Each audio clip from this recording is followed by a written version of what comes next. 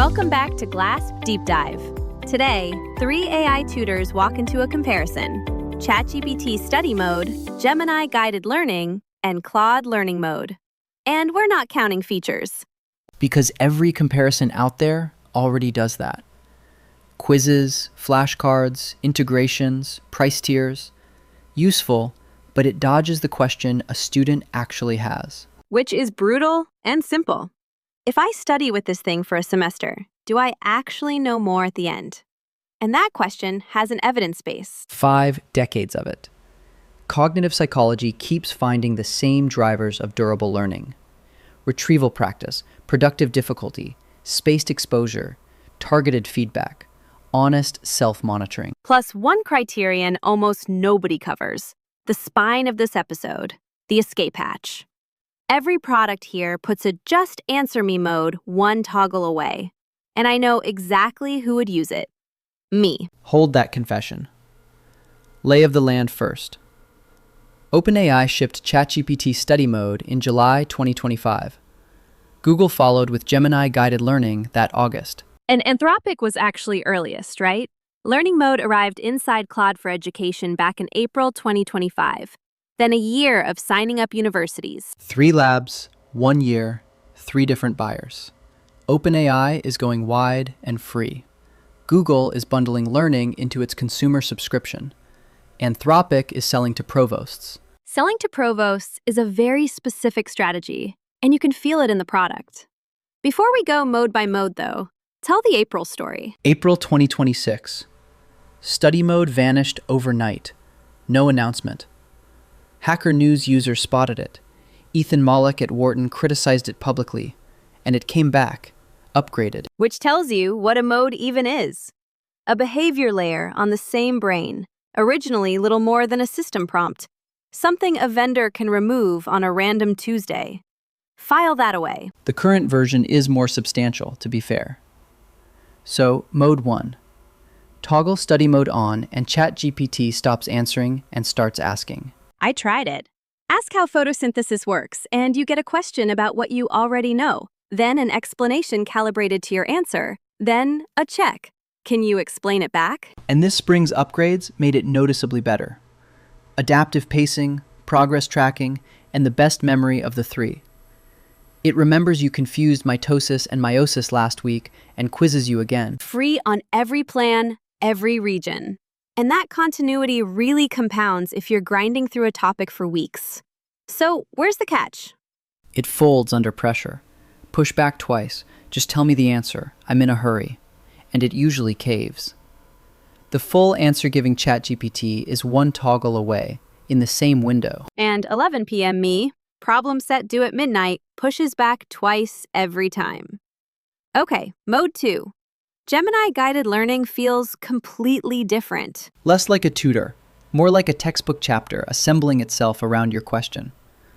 Ordered chunks, diagrams generated inline, YouTube videos embedded where they help, and a quiz at the end. The video part is almost unfair, because Google owns YouTube. For first contact with something visual, organic chemistry, supply and demand curves, it's the best presentation layer of the 3. The price story turned, though. The free 12 months for students expired March 11th, 2026. Now it's a 1-month trial, then a $9.99 monthly student rate in 42 countries. Which now competes with a ChatGPT mode that costs nothing. And pedagogically, the gorgeous scaffold is itself the weakness? It presents more than it asks. The quizzes arrive after the explaining, so you've been reading, not retrieving. A beautiful scaffold feels like learning, and that feeling is exactly the thing to distrust. Mode 3. Claude Learning Mode, which students describe with one word more than any other: annoying. By design. Ask it to solve your calculus problem, and it will not solve your calculus problem. It asks what you tried, where you got stuck, what the next step might be. And it resists longest of the 3. And the institutional story is the real differentiator. Northeastern runs Claude across roughly 50,000 students, plus the London School of Economics, Syracuse, Champlain. It plugs into Canvas, the LMS, plus Wiley and Panopto for lecture transcripts, so the tutor lives inside the course. And Teach for All brings it to over 100,000 teachers across 63 countries. The weaknesses follow the same philosophy. No campus deal means you get only the free toggle, none of the integrations, no progress dashboard. And the strictness genuinely grates. The student who needs one quick, factual answer late at night gets relentless questioning instead. The annoyed ones toggle it off, and then nobody is tutoring anybody. Now, the science, because this is where the three stop looking interchangeable. Start with retrieval practice. We did a whole episode on active recall, so short version. Roediger and Karpicki, 2006. Students either restudied a passage or repeatedly tested themselves. Immediately, the restudiers looked better. A week later, it flipped hard, and the self-testers had retained substantially more. Pulling information out of memory strengthens it in a way rereading doesn't. So, for a study mode, the implication is blunt. Every time the AI explained something you could have retrieved, it took the rep for you. Ouch. And the second pillar got its own episode too. Desirable difficulties, the Bjork research. Learning that feels harder tends to last, and a tutor that removes all struggle removes the learning along with the discomfort. Which leaves the failure mode, cognitive offloading. Gerlich's 2025 study surveyed 666 participants and found heavier AI use correlated with lower critical thinking, strongest in the youngest users. And then the MIT team put EEG caps on essay writers. That one genuinely unsettled me. The ChatGPT assisted group showed weaker neural connectivity and often couldn't quote from essays they had written minutes earlier. They called it cognitive debt. Borrowed performance now, paid in capability later. Put it together and you get a 5-point checklist. Retrieval prompts, spacing, feedback quality, metacognition support, and escape hatch risk. And that last one may matter more than the other 4 combined. Because the moment of maximum frustration is also the moment of maximum learning, if you stay in it. And every product here parks a Just Answer Me button right next to it. So we scored all 3.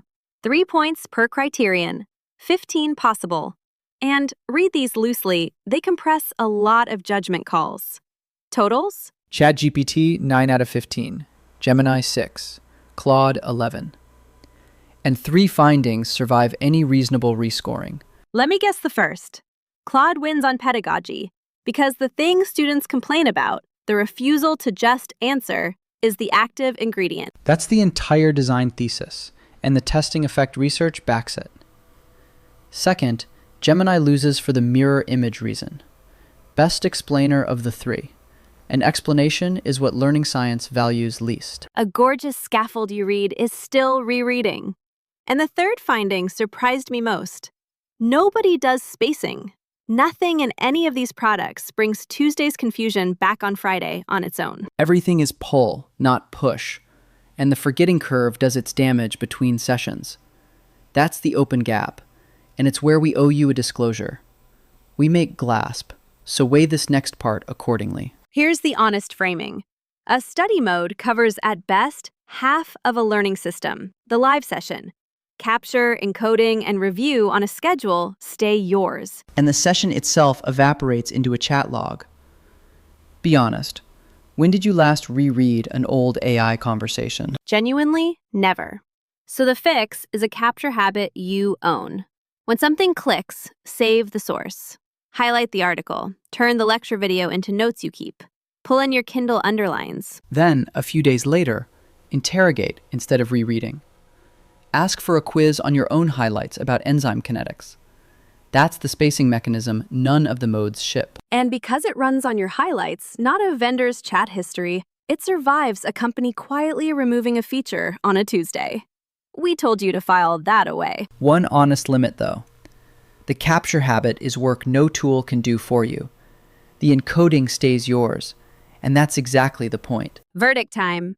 No single winner, just task to tool. Walk me through the mapping. Exam prep, where retention is everything. Claude plus your own spaced review. First contact with a hard concept. Gemini. Long self-study over weeks or months. ChatGPT, because the memory and tracking compound. Inside a university course, Claude for Education, if your campus has it, since nothing else has a real course system story. And if the budget is zero, ChatGPT Study Mode, the only full-featured mode still free everywhere after Google's offer expired. but the real verdict is the one I keep circling back to. The mode you pick matters less than whether you stay in it when it gets uncomfortable. A mediocre mode used with discipline beats the best mode with the escape hatch worn smooth. A few listener questions before we close. Is study mode actually good for exam prep? Yes, with discipline and a supplement.